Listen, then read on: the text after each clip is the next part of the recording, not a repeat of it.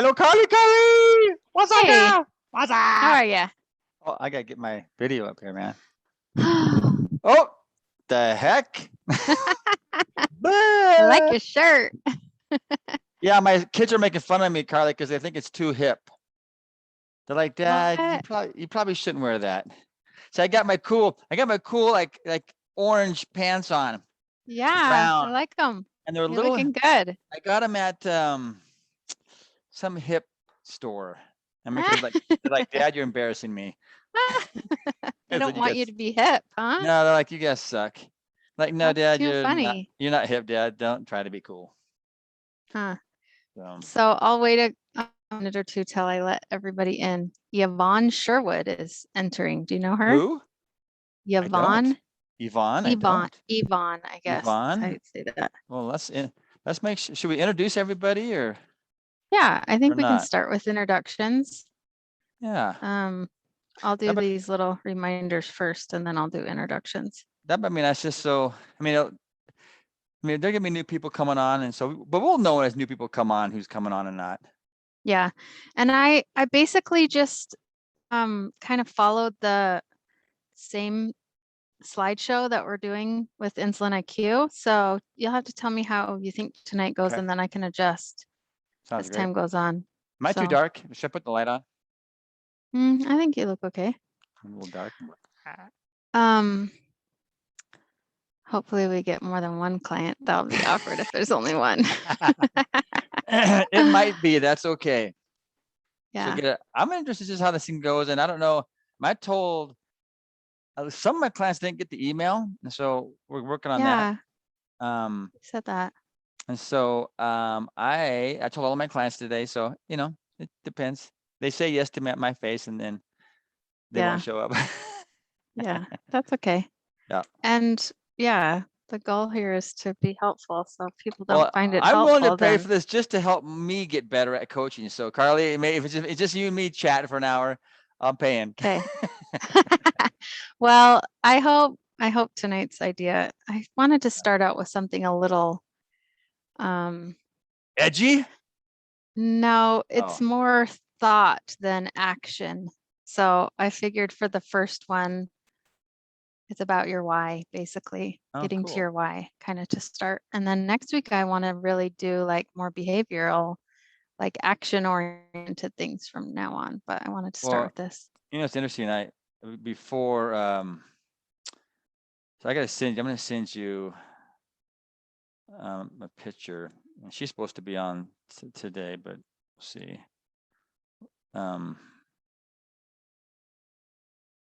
So this is my clients today. We have to make this work long term, Carly. We just do, because the things, you hear the same things I do. I just sent you a picture. So this is my client. He's lost 60 pounds in his 90-day program. Wow, that's amazing. Isn't that crazy? And his wife is there too. She looks even better than he does. It looks like she lost more weight than he did. She looks Wow. phenomenal. In fact, Oh my gosh, wow. In fact, let me show it to you. Has he gotten off medications? All of it. Can I look him up? Will you send me his name to give that information to Ben's student? Yep. Okay, I'm going to admit people because it's 5:59. There's How many do we have? 3. Okay, there's Jen. Okay. But she was just bawling. She was just crying in my office today saying, I went to Dr. Bray's office and he said, I'm not giving you medicine. You're going to go see Rich at Insulin IQ. And this is what it's done for her. That's It's awesome. just crazy. That's amazing. I love those success stories. I know. That's so fun. Yvonne. Ooh, Jen's on. Jen and Waru. Hi, guys. Whoa! No way.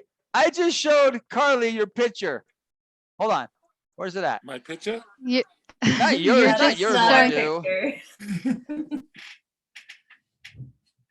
Jen, I just showed Carly your picture. Way to go. Wadu, what's up, brother? Woohoo! It's all my clients are here. Yes. I'm king of the coaching circle now. Oh, that's fun. Is Yvonne there? I can't see Yvonne. Well, she has her camera off, but that's okay if she doesn't want to turn it on. Yeah. So, hi guys. Welcome tonight. Hello. I'm super excited you guys are here. Does everybody Um, know Carly? I'm Carly. Oh, you, really? No. you I gotta, don't introduce- know. yeah, you gotta do a full introduction, Carly, because some people may not know you. Okay, let me start with this little slideshow thing and then I'll introduce myself. And if you guys want to introduce yourself, that would be awesome too. Let me just start with this really quick. So everybody knows, here's a few reminders for online sessions. They are recorded. You can keep your camera off if you prefer, or you can change your name if you're uncomfortable having your name on there. And then if we get too many people, it might work best if you raise your hand when you have something to say. There should be a little hand icon. I'm guessing you guys know how to use Zoom after the last year or two. If not, ask me. And then in fuller sessions, we might use a timer, but we're not going to worry about that for now. So let's start with some introductions. My name's Carly, and Rich was my coach like 4 or 5 years ago. It's I amazing came- she's still sane after dealing with me for 90 days. Whatever. I came in and just needed my life to be better, and I had no clue what insulin IQ was or Elevate was. I had no clue what low carb even was. I'd never heard of this before. It was all new to me. And I remember my first day thinking, you want me to get rid of grandma sycamore white bread and milk duds? Like, I didn't think I could do it. Needless to say, Rich and the knowledge that he taught me really has changed my life. And by the end of my coaching program, I told him, you need to hire me. So he did, and the rest is history. And I've been coaching since, and I love what I do.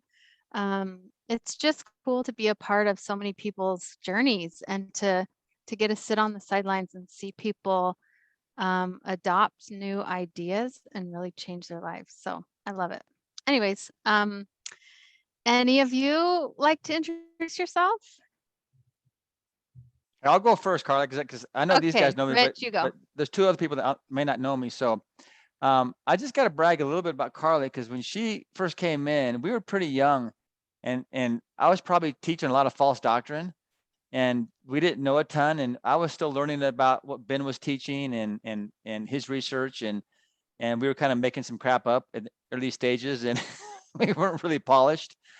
And Carly really was the one that came in and really polished what we were teaching up. And she really is the face of Insulin IQ. I know Dr. Bickman is the face, of the academic aspect, but in terms of the coaching and what we've done here at Elevate, really Carly is the one that put her imprint on this. And it's really her that has taken this course and what we're teaching at Elevate to another level. So she really, to me, is the face of our program, the face of Insulin IQ. She's the one that really has, her knowledge about this has tripled mine now. And so don't feel bad, guys, if you're stuck with me, because you really should be coaching with Carly. She's better than I am. But we're so grateful Whatever. that she's here and involved in our program. So, and this is my son running around charging his phone. So sorry about that. Okay, Jen and Jacob, you go next and you introduce yourselves. You didn't introduce yourself, Rich. Oh, my name's Rich Hart. I'm the owner of Elevate. Okay. Well, it owns me, by the way, and a few banks. Oh, Yeah, Jen and Jake, let's see, our sound's on good. And I don't know, we just kind of got to a point that we were both done. I feel like I've been trying to get Jake on board for a while, and it's always kind of a struggle, and it's really hard to do things on your own.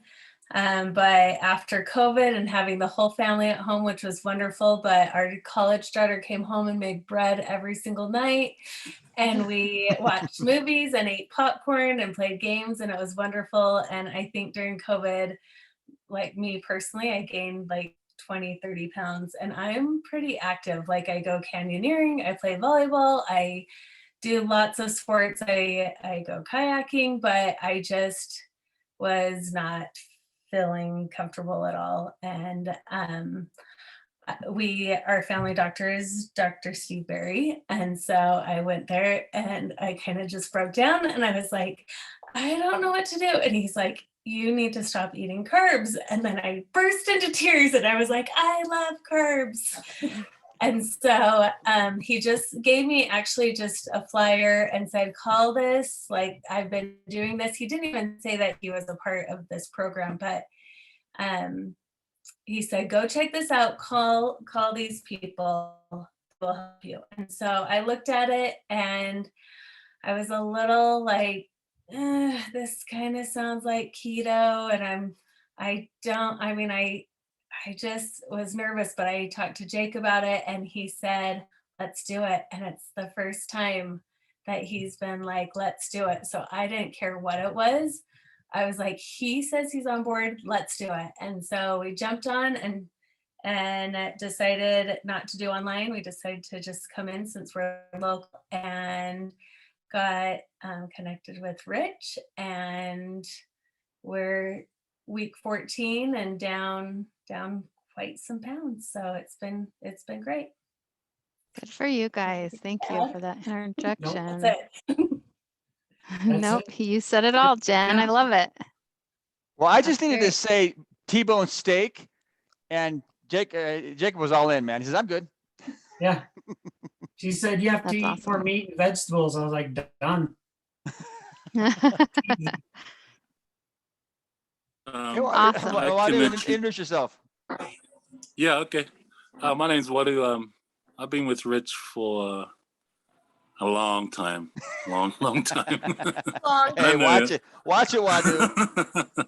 Actually, too long. Be nice. And I've it's kind of like being a roller coaster, you know. So Rich said maybe you should go and get the surgery. So what I did was I actually did go and get the surgery. I didn't tell him. So I had bariatric surgery, and it's obviously just a tool. It's not gonna fix everything.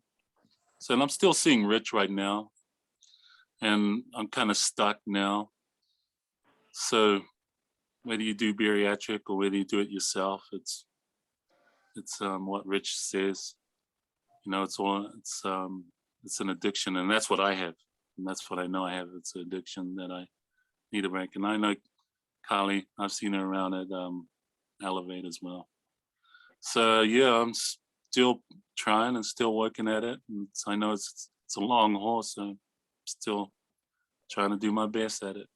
Good for you. I think bariatric surgery gives you a head start, and that's about it. Yeah. So you still have to figure out the whole addiction and the mental side of food and your relationship to food, because it's a lifelong battle for those of us who are addicts, really. It's, you know, you talk to alcoholics and they say they still call themselves an alcoholic even when they haven't been drinking for 10 years. And I think, you know, those of us who have dealt with food addiction, it's the same thing. You have to, you know, recognize that it can come back. Those feelings, that lack of willpower or that desire for that sugar can come back, depending on your Right. behavior. So that's awesome. Thank you. Thank Would you. anyone else like to introduce themselves? I think Craig's there. Aren't you there, Craig? Yeah, I apologize. I'm in my car, which is why my lighting looks really great. Don't die, I- bro. I'm not driving. Oh, okay. I pulled over. I didn't get a chance to get home from work in time to, you know, do this properly. So I apologize, but thanks for bearing with me. My name is Craig and I'm a carbaholic.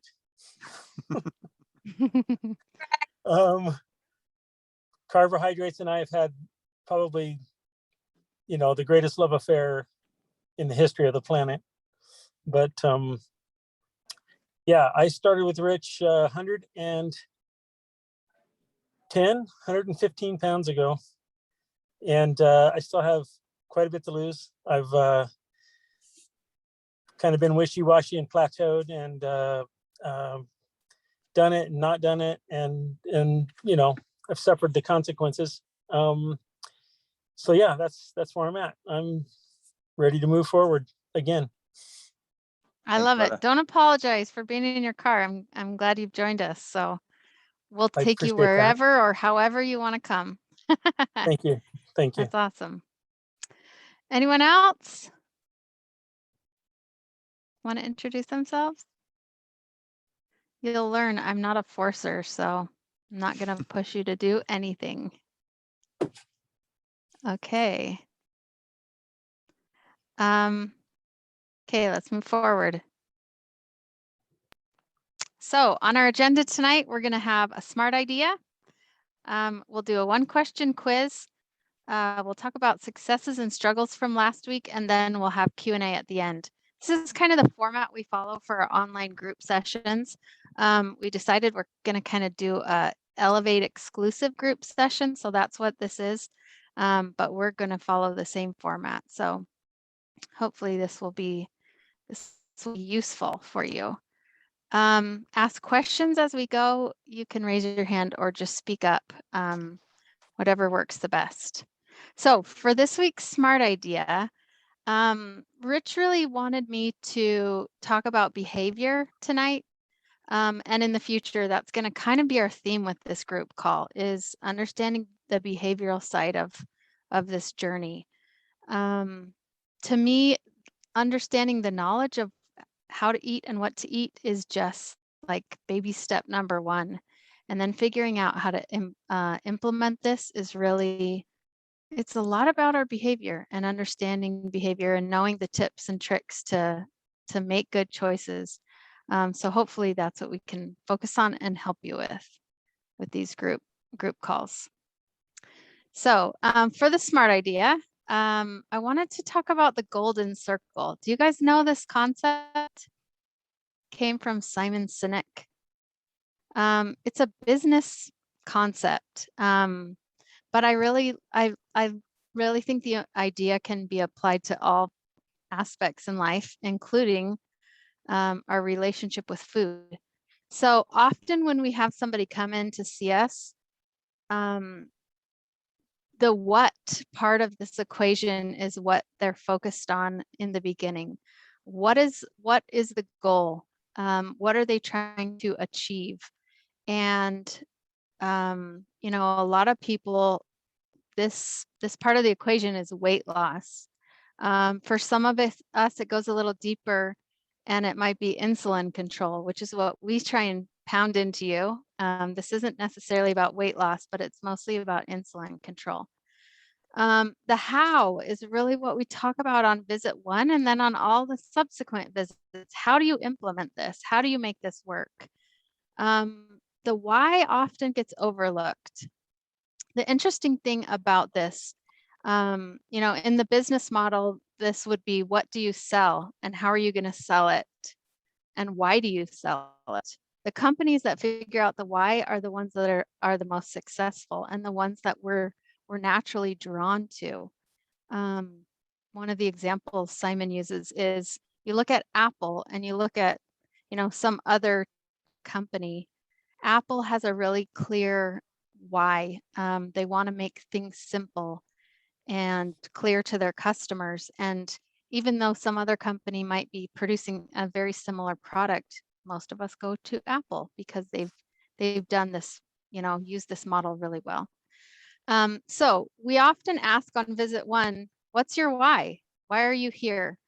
If you don't understand your reasons behind doing this, when triggers come, when stressors come, you know, when hard situations come, the what isn't enough to keep you going. The interesting thing about this model is that it's kind of like the brain too. The why starts in the limbic system, in the inside of our brain. And the how lies there too. These are the emotion centers of our brain. They're tied to emotion. And the what is more on the neocortex, or the outside of the brain, the logical side of our brain. So if you are very focused on your why, and you make that one of your goals to understand your why, this can be much easier to implement, and it will stick better. Anybody can make a change and do it for 90 days, but can you do this for a lifetime?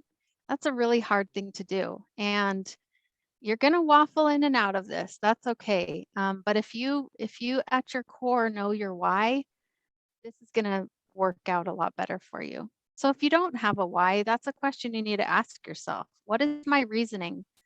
Simon says money can't be your what. Money, making an income or making money as a company is a byproduct of your what. And I think that's the same with weight loss. Your why, your how, and your what. Your what, I think, should be insulin control or better health or able to be more active. Those kind of things can be your what. But weight loss is just a byproduct of this. And I think that's really helpful to see it that way, because weight loss can be fleeting and you can get to insulin control much faster than weight loss. So that's my thoughts about that. I want to share just one little thing, and then I'll stop talking and let you guys talk. So this is just a minute or two long video of one of our clients, Josh. And then we're going to kind of talk about his why. How he puts his why into practice really is what this is about. I just have to face it Can you like guys one hear week it? at a time. Like, what am I going to do here? If I'm not going to eat a whole bunch of popcorn watching the football games, what am I going to do? And work through all that. So I would say there's two parts. One is I decided I'm never going to say no to food. I'm only going to say yes. And so in my mind, I have a scale, and I really might want pizza. But then on the other side of that scale, what is the other thing that I'm going to say yes to, that I could say yes to? And it's, how am I going to feel tomorrow? How am I going to sleep tonight? How am I going to feel next week, next year? What is this going to mean for my relationship with my family? And it's like, I'm going to say yes. So I got to choose now. I'm going to say yes to the pizza, or I'm going to say yes to the other thing. The other is, you said, how do I handle it? I handle it with having other things that I can eat that I really love. And so I found out that I do great with red meat, so I keep red meat around. I don't do well with chicken. So chicken just doesn't leave me satisfied one bit, but a good old hamburger will. And so I've found the things that I can eat that keep me satisfied and keep me full, but it took a little while. It wasn't an overnight success. So Josh, whoops, sorry. I just have to face it. Josh kind of talks about, he doesn't really tell you what his why is in that video, but he talks about the how, the middle circle quite a bit. He talks about how he's going to implement his why. And one of the tactics he used is to always say yes. And he has to choose what he's saying yes to. So when he gets tempted with pizza, he's either going to say yes to the pizza, or he's going to say yes to feeling better or being there for his family. These ideas based on his why. I love that tactic. I think that's such a cool thing, because it's good not to say no too much to yourself. Our brains don't like that scarcity mode. We'll talk about that in the future too. But I love the idea that you got to say yes to something. So tell me what you guys, tell me what your why is, or tell me what you think of this concept. When I first started, I didn't really feel like it was that important to have a why. I wanted to be healthy. That was kind of my why. I was sick of how I was feeling. And I didn't really develop this as in depth as I, could have. And then when the struggles come and you don't have something to hold on to, a really strong why, it makes your boat rock a little stronger. So what do you guys think? Hey, Carl, I want to say something real quick. It's interesting when, I see clients all week long, and I've seen thousands. It seems like when the clients come in and it's fear-based, their doctor have told them, hey, you've got diabetes. If you don't take care of this, you're going to die. You're going to have heart disease. It's interesting. That doesn't do it. It's not a good why. And you think it would be. You think fear would scare the crap out of you enough to change your behavior, but it doesn't. And I've just found over the 10 years that I've done this, that fear is not a great motive. And I find that fascinating. Yeah, that's interesting. It seems like in the short term, it works for a lot of people. It gets them in, it gets them scared enough to do something. But I think you're right. You need a I don't know, a little more faithful approach to life than fear for it to really stick. Carly, Yeah. I think Hi, it Carrie. it needs to be a why, but it can't be a forced why, like Rich was Right. saying. Sometimes when we're forced, then that's not, even though it should be enough to jumpstart us, it's not. I think we got to find our own individual why if it doesn't fall back into a medical reason for why. I think that's like key. That's one of my, when I'm coaching, I never say no, and I never tell people, I try not to tell people what to do, because this is your journey and it's not mine. And if I try and take control of it, then it doesn't work. I totally agree. I think there could be several whys. And I think when I started this process over 4 years ago, I discovered that by reducing carbs and sugar, that I was staying awake after meals. And my wife even commented to me that, you know, what is going on? You always eat and go sit on the couch and fall asleep. And I did that for years. And once I started doing this keto, that wasn't the purpose or my why. My why at that time was to control my weight and lose some weight. I have a twin brother who had lost some weight, and I said, I'm not going to be the fat twin. So I decided I was going to, you know, do something about it. And I wasn't that huge. I mean, I'm a 6'8" guy, weighed almost 300 pounds at the time. And, you know, tall people can carry it a little bit better. But when I look back at the pictures of myself back then, big difference. But, you know, the why that I discovered was I wanted to stay awake. I don't want to fall asleep. You know, I want to be able to wake, you know, stay awake at church. I want to be able to stay awake during visits with people. We used to go out to dinner with friends, and we'd go sit down at a friend's house and play games or whatever. There I am falling asleep, and we never knew why that happened. And then this experience taught me or opened my eyes to what carbs were doing to me and what sugar was doing to me. So my why is I want to enjoy life. I want to enjoy those around me all the time, not just, you know, when I'm eating. I want to enjoy them afterwards. And that's one of the whys that I came up with. That's so cool. That's We awesome. call that a carb coma. It is. You don't want to spend your life in carb coma. You want to be awake for life. I think that's really cool. And I love how your why kind of changed over time. And I think that's really, you know, we need to analyze this as life goes, because maybe your whys will change. Maybe that's a really important why that you didn't even realize, you know, was a possibility when you first got started, it sounds like. So that's cool. Thanks for sharing. That and the brain fog. Yeah. You know, those are two things that I didn't even understand were issues. I just thought it was me. And then when I realized, or once I started cutting out the sugars and the carbs, that went away, and I was more alert, more awake, and did much, much better.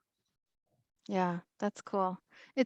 When we first started this, a lot of us feel like, wow, this is a lot of restriction. But just like we're taught as kids, there's actually freedom in control and in boundaries. And when you set those boundaries around carbohydrates and around, you know, things that we have addictions to, it's actually very freeing. You can spend your life thinking and having a clear mind, where, you know, when you don't set those boundaries, when you give in to carbohydrates, your brain is foggy. That's perfect. I love it. Anyone else have any thoughts about that? Carla, this is kind of a strange thought, but I'm going to say it anyways. It's interesting. Probably 4 or 5 years ago, I was talking to a dietitian that specializes in eating disorders. And we were having a little discussion, friendly banter discussion around our program. And you know, all she could think about was how restrictive it was and how non-intuitive it was. And I spent about an hour going through our program and discussing that in my point is the most intuitive way to eat, you know, and just like you said, you know, we don't say no to food. We simply look at what is it doing to insulin, and we get to make a choice. And so to me, it is the most intuitive way to eat by far, because we're not tracking, we're not measuring, we're not counting. We're really not doing any of the dietary things of the past. We're really looking to say, what is our why? Why is it important that I control insulin? And then going forward and finding a way to do that. And Yeah, she kind of gave me a little bit of positive feedback, but I'm working on her. See, and the way I see that is carbohydrates are an addiction for most of us. This is a drug. When you allow your body to be to have a drug control your mind, which is what they do, you can't have intuition because your intuition is being overridden by an addiction. So when you cut carbohydrates out, you get rid of the addiction, and all of a sudden you can be intuitive. I didn't understand the full signal when I ate carbohydrates. I ate past full. I ate till I was sick. There was no intuition because my brain was being overridden by an addiction. So to me, it is completely intuitive, but you have to take out the addictions before you can be intuitive. So I like that.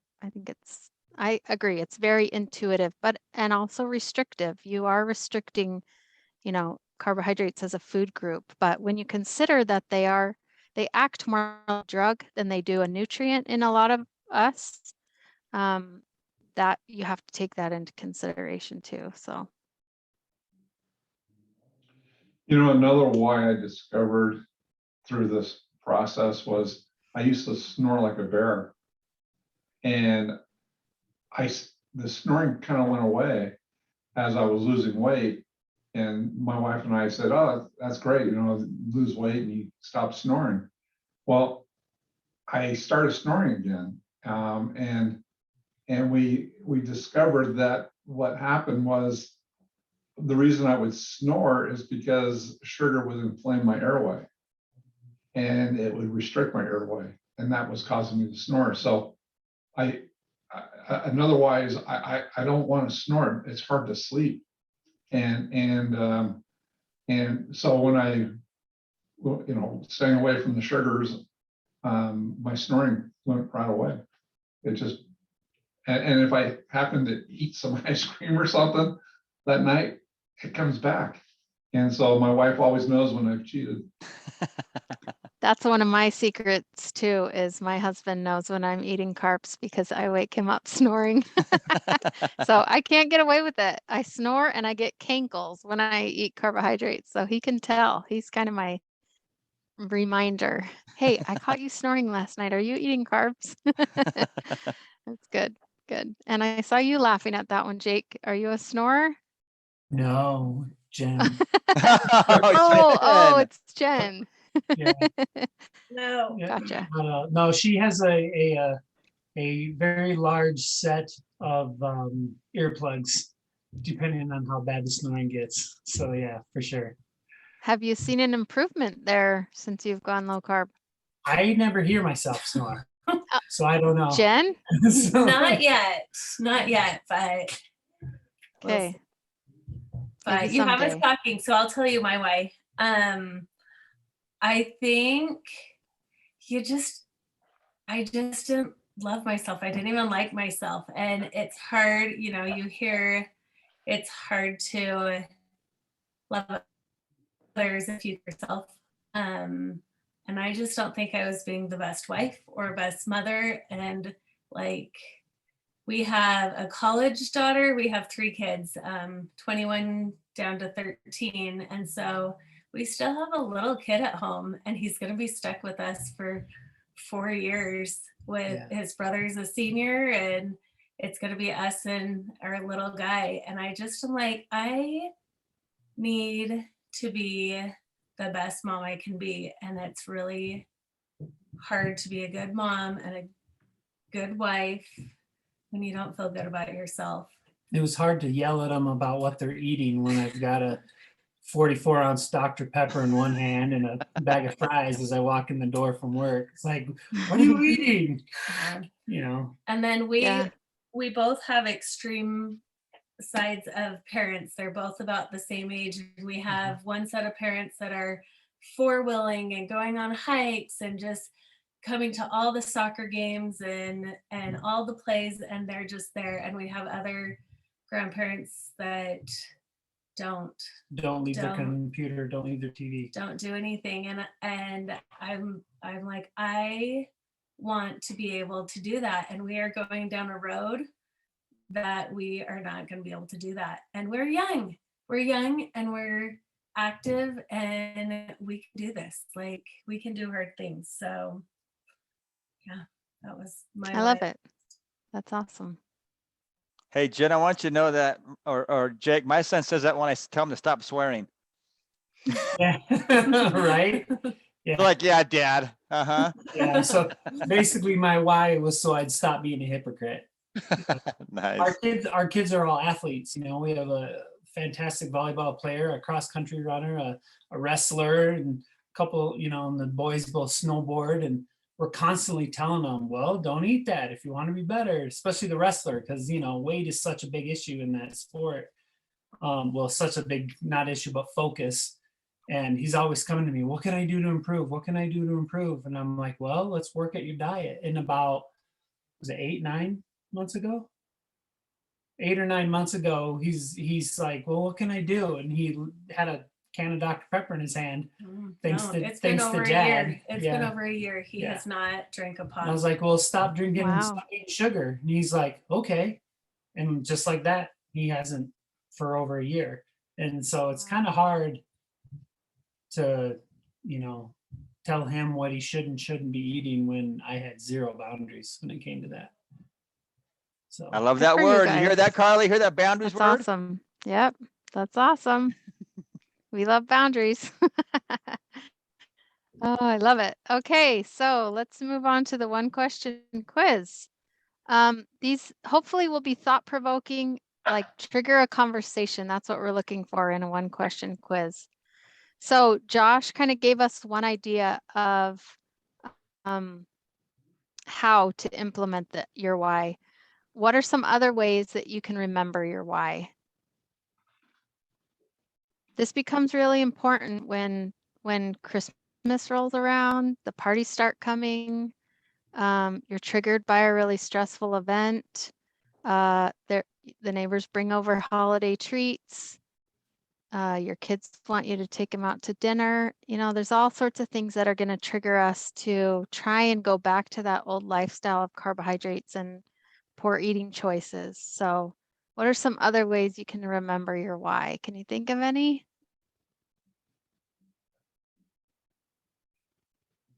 Rich. Yeah.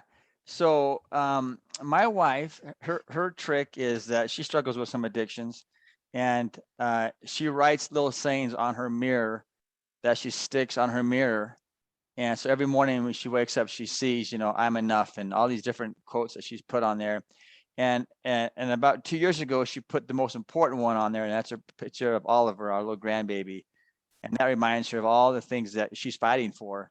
And so every morning she wakes up, Oliver is sitting right there, and she reminds herself of all the things that she needs to fight for, and because of all her whys. And so it's just a cute little thing that she does on her mirror. So every morning she wakes up and sees that. I love it. Reminds her. One of the things I do when I go to eat something, I ask myself, will this heal me or will this hurt me? That's kind of my little statement to myself. And it really makes me analyze what I'm putting in my mouth. If I can just remember that question. That's one of the ways I try and remember my why. I know for me, and this is going to sound silly and like I'm making a joke, but it really is what works for me. Jen and I have done this together. So I wouldn't have done it for myself. But my whole thing is Jen going to get mad when she finds out if I ate this? And I So know literally, Jen, so because I'm that's a I'm like, is she going to be bugged if I go home and say, I had some fries today? You know, I had a burger and I got it on a bun. Is she going to be mad? And not that she's like this crazy mad person or anything, but that's what helps. well, that's me for another remember. discussion, Jacob. So Yeah. It's like we're doing it together. So like I said, I've never looked at myself and thought, you said, is this going to help me or hurt me? Like, I wouldn't care. but I do care what Jen thinks and helping her and getting her to complete her goals as well. So, and neither one of us can do it alone. So Yeah, our remembering is the fact that we're doing it for each other. that's awesome. Hopefully we get you to the point where you do care just for you and not for Jen. Well, this will make That it I think is the so- ultimate goal. this will make but it in the so we're both healthy meantime- forever. Yeah. In the meantime, caring about what Jen thinks is a good second best to that, I think. For sure. The way I see accountability, first of all, accountability is so key to changing behavior. It's so important for most of us. We did this study, Dr. Bickman and Dr. Berry, and some of our clients, where basically they showed that people who had coaching and the accountability of coaching did better in the long run at achieving their goals of weight loss and getting off medication and everything. So we're obviously proponents of accountability, but I think the goal with accountability is that the other person or whatever is keeping you accountable is kind of like a mirror. Jen should be your mirror. She's there to have you see reality and have it bounce back at you, not to be, she shouldn't be, your ultimate, I want to do this for her. But she should reflect what you're trying to do for yourself back at yourself. So that's great. I think that is a big step in the right direction, because it sounds like you didn't want to do it in the beginning at all. So to now want to do it, for Jen's Well- sake, I think is a great step in the right direction. I don't think it was a matter of not wanting to, because I always wanted to. I never wanted to get out of shape and be, over 300 Yeah. pounds. And you never want that. It's just, it happened. So Yeah. it was like, I wanted to do it. It's just, I had zero motivation. I mean, you get depressed and it's like, you don't want to go to the gym because the gym hurts, but you need to go to the gym in order to get yourself healthier. You don't want to, it's just this vicious circle you get into. So it wasn't a matter of not wanting it. It was just a matter of you just kind of hit a point where you're just like, I'm totally fine with who I am. And this is me now, I guess. But if you have someone there doing it with you and they're like, remember, they show you this picture of yourself on your wedding day and you're like, look how cute you were. And it's like, oh yeah, I kind of forgot. I was fun once. So That's awesome. that's motivation. So Hey, Carly, it's interesting. Good for you. I just thought of this.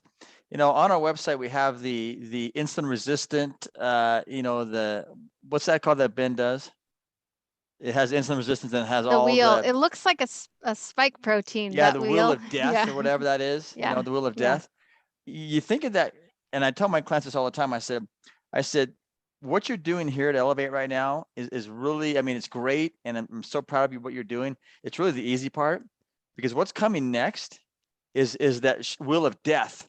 And you're in the middle here, and that why has got to be powerful, because it's coming at you in all directions of people wanting you to fail and people and things that want you to fail. And it's going to come at you for the rest of your life. And you got to have that why has got to be, man, it's got to be strong, because it's going to be tough. It's going to be a battle, and we can all win it. Yep. And hopefully today's kind of more like thought provoking and not very concrete, today's idea. In the future, I want to work more on concrete, but I really feel like that understanding the importance of a why is a good place to start. So this is a little more ethereal, is that the right word? Than concrete ideas. We're going to talk more about, things we can do and tips and tricks along the way for sure. But today is more kind of Hey, Carly, don't in use your big brain. words. Don't use big words. Craig and I don't understand those. Okay, so this is another part of our online group sessions where we talk about your successes and struggles for the week. We kind of do this, you do this already in your private session, so maybe we'll end up cutting this part out, and we can go straight to questions and answers too. So either one, if you guys have anything you want to talk about, tell us how your week went. I think it's really valuable to be vulnerable enough to share your struggles as well as your successes. I always tell my clients, the weeks that you do poorly or you don't perform the way you wish you would have performed are very valuable weeks. And those are weeks never to miss an appointment, because there's so much to learn from them. And really the goal here is in the long run to learn enough that this can be a lifestyle. And when you hit bumps in the road, everybody's going to hit bumps in the road. If you just, push them aside and not analyze them and learn from them, then that bump didn't really do you much good. So never skip a week just because you had a bad week, because those weeks can teach you things that you need to understand about yourself and about how your body's going to respond, and all sorts of cool things. So successes, struggles, or questions or comments. So Carly, I know I don't want to take over this, but can you talk a little bit about some strategies coming up for the holidays and what clients may want to look at in terms of dealing with some of those addictions and triggers? Yeah, so next Tuesday, that's what our whole live stream is going to be on. So I can't like give you all my content Oh, today. gotcha. So Okay. come to our next week's Tuesday's live stream, and maybe that can be kind of the focus for next week's group session too. We can talk a little bit about holidays. Should we do that? Yeah. So Carly, I talked to you on the phone today about one question I want to have answered. I have a client, I'm not going to tell you her name, but we have a little bit of a battle in our sessions, right? I'm almost encouraging her to cheat so she knows how to handle the cheat, not cheat, but saying yes to pizza or something, because it's going to happen. And she gets mad at me for encouraging her to say yes to pizza. And because in my thought process, it's going to happen. Let's figure out a strategy to deal with that versus, hey, listen, don't give me alcohol, Rich. I'm alcoholic. Don't give me alcohol. I want to be able to fight off all this. So can you understand what I'm saying? Yeah. How do we work through those two things? And I may be It's- wrong. She's probably right. Well, I think the client is always right. That's one Oh, thing no, I've learned. not in my sessions. No. One thing I've learned is that we all have the right answers inside of us. We might need a little poking and prodding to find it, but everybody understands themselves way better than you and I understand them, Rich. So if a client, first of all, if you don't feel ready to cheat or have a carb up, don't do it. I think at some point you're going to be ready. And I love when I'm working with clients, if we can have that experience before they're finished coming to see us, because there's so much to learn. Just like I was saying earlier, there's so much to learn from these experiences.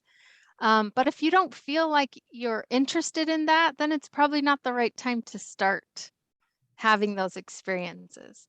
But when you are ready, I think there are definitely tactics and tricks to learn.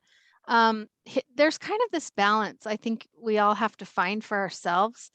And this is going to be one of the big topics I cover in this class because I feel it's really important, and I feel it really strongly that our brains don't deal with scarcity well.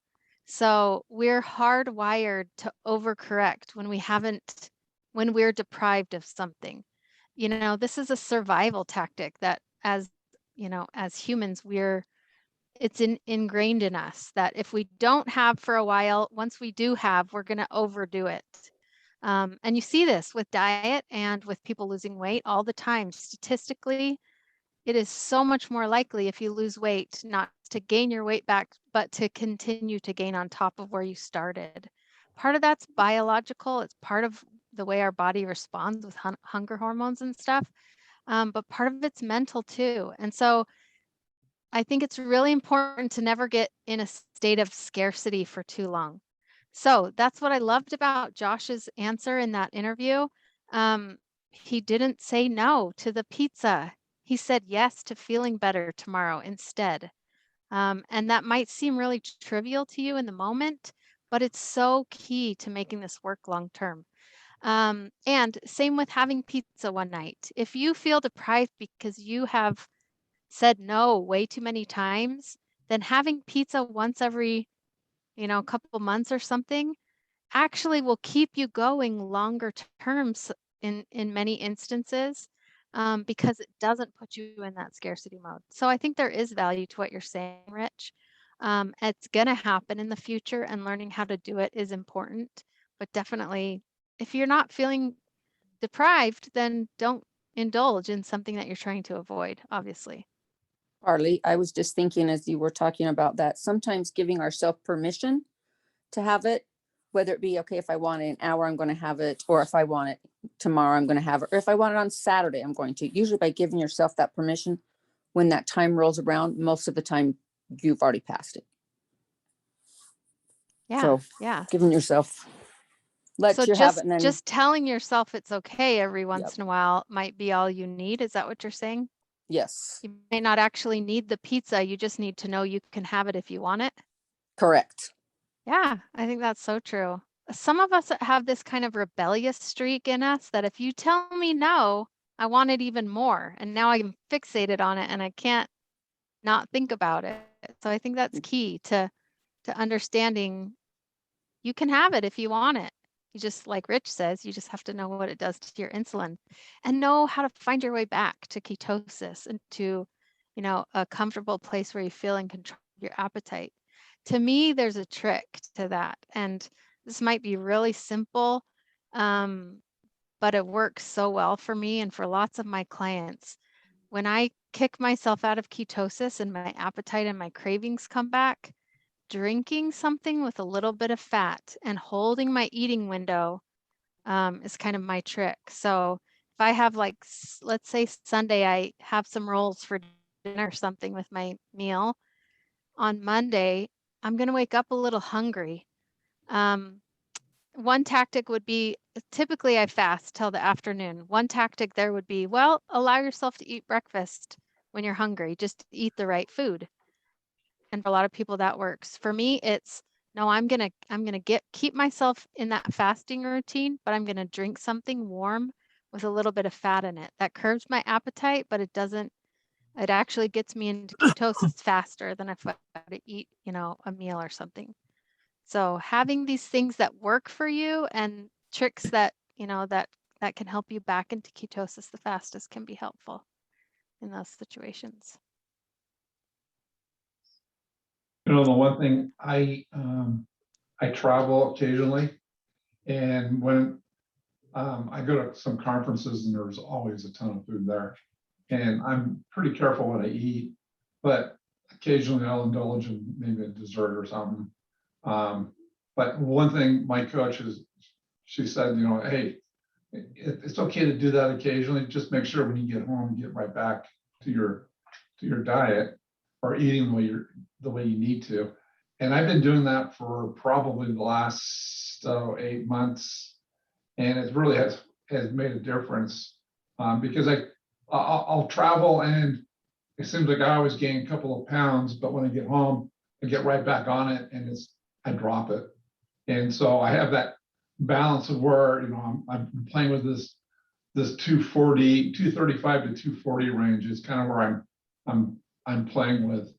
And but I always get right back on it when I get back home, and I always get it under control. And so I've always, I felt pretty good about that. I've been on some trips where I was completely, keto all the way through. And my coach said, well, maybe you should have tried something. Like I went on a cruise, completely 100% keto. I didn't cheat 1 ounce. And she said, well, it's okay occasionally to enjoy some things that you might like. And so with that, I started to try things, but it hasn't got to the point where I get addicted. It's just, for a couple of days, I might eat something I normally would not eat. But then as soon as I get back from my trip, I'm right back at it and I lose the weight pretty quickly.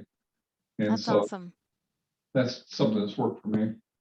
So what you just described is when you go and have carbs, or you choosing to eat a little bit differently than normal, you set a new boundary around that experience. You're stepping outside of your normal boundary at home in a normal routine. You're going to, stick to your traditional low carb foods. When you go on vacation, there's a new boundary. And maybe that boundary, you know, for each experience and for each one of us, maybe that's a little bit different. So maybe on a cruise, you say, you know, I'm going to eat well, and then at dinner, I'll have a dessert each night, or, you know, I'll give myself some of the soft serve ice cream, but I won't indulge in anything else. Or, you know, you can create different boundaries, but, Yeah.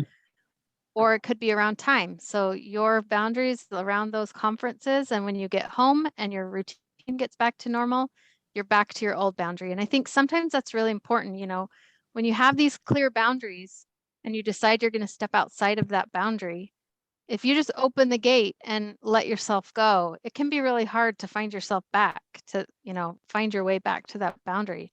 So creating a new little boundary around your experiences, I think, is really one of the keys to making this work long term. So thanks for sharing that. I love it. Any other thoughts before we wrap it up for tonight? We've talked a lot, but going back to your original question, like how was our week? And we've been talking about being out of town. We just were in St. George with 5 other families at a beautiful house with a pool and a pickleball court and so much food. And again, it helps being a team and being like, oh, we are having these hamburgers, but we're having it on lettuce and not with the bread, and we're not having this potato salad or macaroni and cheese. And but we did that. And Rich is making fun of me, but I am kind of an all or nothing person. And again, we're kind of just starting we're on day 96. So we're still just like our 3 months in. And so I talk to Jake all the time, and I'm like, I am really nervous once we are at our healthy weight to say, okay, we can have some pizza, or we can have this, and what's that going to look like?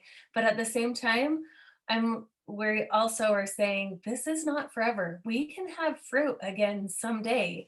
Like, this is just for now. It took us a while to get here, and it's going to take a while to get back. So but the Veo pies in St. George, I don't know if anyone's had them, but like, Oh, our yes. group of people just love these pies, and they're there all week. And the very last day they brought this lemon one in, and I was like, I have played pickleball all week. We've eaten so good. I'm going to have that piece of pie. And so I did, and it was so good, and it didn't make me sick, and it was just great. And I didn't feel guilty or anything. I was like, that is okay that I did that. But then all the families left, and we were the last family there, and there was still a half a pie in the fridge. And my boys, none of them like lemon. And all night that pie was just taunting me. And we woke up in the morning, and before I went downstairs, I said, Jake, you need to go throw that pie away, because that's all I can think about. So I know that there's like this problem. Like, I know that even though I'm doing so well, like, it's still, like you said, it's that addiction. And somehow I've got to figure it out, because I can't just always throw the pies away. I've got to be able to say no. So that is, I guess, my challenge that I'm going to have to figure out. Like, I feel like we're doing really, really good right now, but we're on this all or nothing, like with just a tiny little bit of maybe once every 2 or 3 weeks having a little cheat. But it's kind of, that's what I'm most nervous about, I guess, is once we've met our goals, to just be able to say no most of the time, and yes some of the time. Yeah, that's a healthy fear to have, I think. So hopefully we can help you work out some of that before you get to your goal, so that you feel comfortable instead of scared. I remember those feelings when I first started, for sure. Allie, did you have something? Yeah, I was just going to say, I don't think that you had talked about it, and you might be doing this in another lesson, but we had talked about when you have an addiction, recognizing it is obviously the first step of doing it.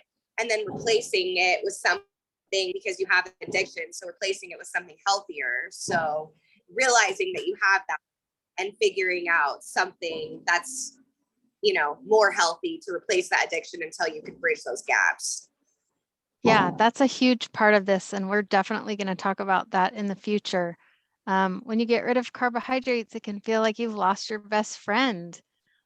You lost the thing you turn to when you're happy, when you're sad, when you're angry, when you're tired. Carbs are what we turn to handle all these emotions, typically for those of us who are carb addicts. And looking for good activities that spike that same brain chemistry, those same happy hormones, I think is one of the really big keys long term. So just a little teaser for a future lesson. When you take carbs out, things you can put in its place, there's kind of 4 categories you can look for. Look to for these experiences. What you're looking for is something, carbs are like a drug. So they give us this really big high or this really big spike in brain chemistry. Because it's such a strong experience, it can feel a little daunting to replace it with something helpful, or healthy, which won't give you quite the same light up, but will leave a better long lasting effect. So anything that's effort based, that takes effort, and that's healthy, obviously that's not a drug, is going to be what you want to replace carbohydrates with. So these are the 4 categories to start thinking about: physical activity, creativity, spirituality, and human connection. That's where you can find smaller spikes in your brain chemistry, but healthy ones that leave you with a longer lasting effect.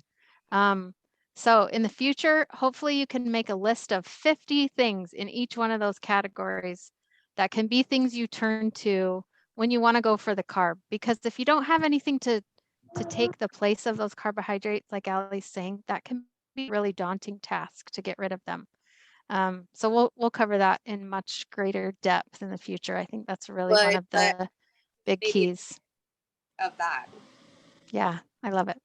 Where were the 4 Okay. again? Okay, so physical activity, creativity, human connection, and spirituality. I didn't do that in the same order, but those are the Harley, 4. where does Monday Night Football stand in there? Is that? Physical activity. Definitely, that could really be creative if you're singing and screaming and chanting or moving There and you go. dancing as you're watching.